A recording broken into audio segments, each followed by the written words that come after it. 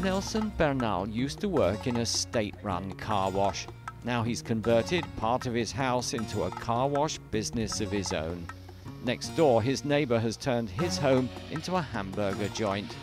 All of this would have been unimaginable in Cuba before Raul Castro came to power. 10 años antes, este negocio por cuenta propia no se podía haber tenido. Y nos sentimos contentos de esa oportunidad que tenemos ahora y la estamos aprovechando al máximo.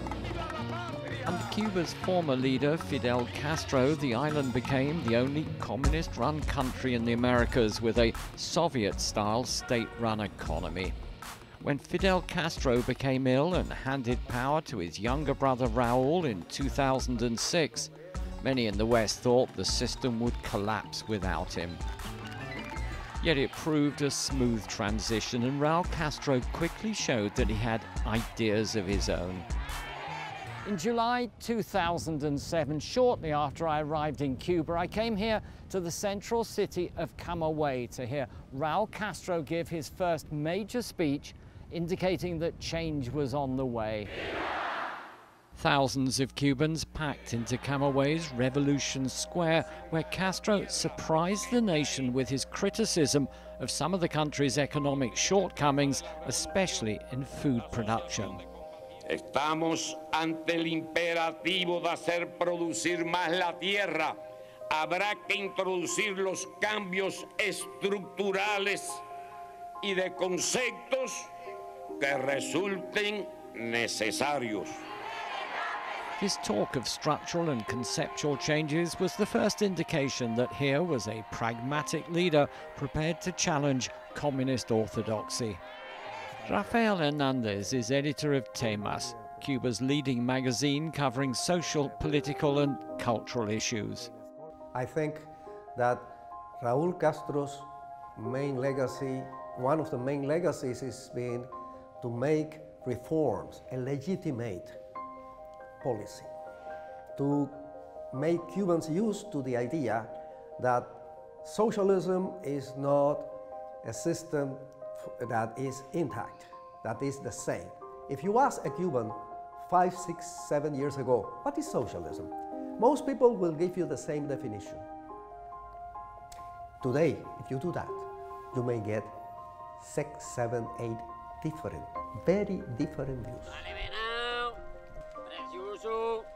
One of Castro's first major initiatives was leasing underused state-owned land to private farmers. Cuba was importing the majority of its food, while vast areas of arable state land were covered in an impenetrable shrub called marabou.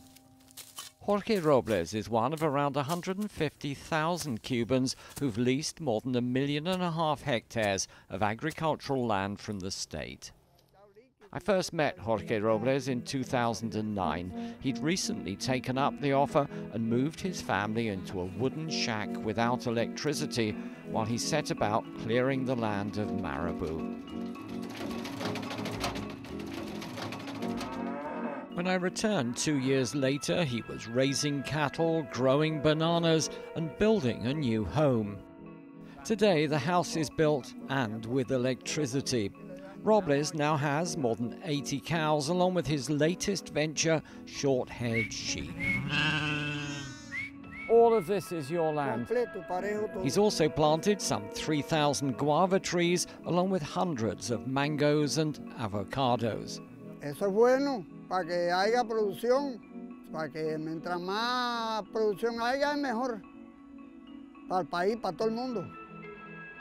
Que entreguen tierra bastante para que la gente produzca. Raul Castro also started lifting a number of petty restrictions and prohibitions which had long angered many Cubans. They could now own mobile phones and computers and stay at the same hotels as foreigners. Later, Cubans were allowed to buy and sell homes, sparking a boom in renovation and construction, most of it involving private sector builders. Cubans now have the right to travel abroad without having to request and pay for permission in advance. Internet access is also starting to ease, with most towns now offering Wi-Fi hotspots. Esa es la realidad. Raul Castro has none of his brother's charisma, but has relied instead on empowering institutions. For Carlos Alzugaray, a former ambassador and professor of international relations, this is one of Raul Castro's important legacies. I think he's moving the country in the direction of a different way of governing the country, with more emphasis in institutional decision-making processes. Finally, the leadership is recognizing that we have to change the way that things are done in Cuba, and I think he did it.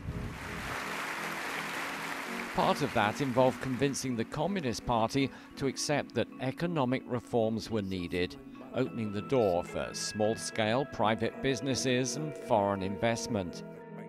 On the final day of the 6th Communist Party Congress in 2011, his ailing brother Fidel Castro made a rare appearance, joining him on stage, giving his seal of approval to the reforms.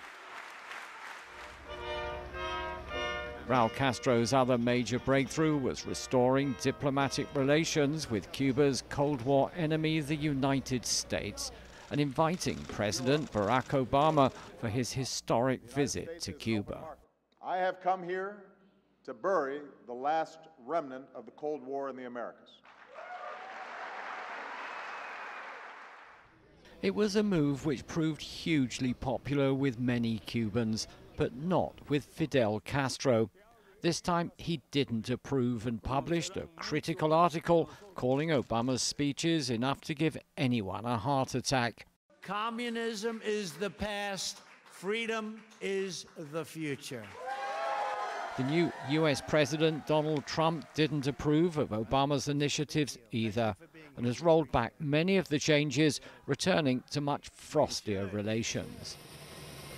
US airlines, though, continue to fly here, along with an increasing number of cruise liners sailing out of Miami. There may be tighter travel restrictions, but Americans continue to visit Cuba, helping tourism become one of the few bright spots of the Cuban economy. But changes under Raul Castro remain a long way short of the market reforms in other communist countries like China and Vietnam.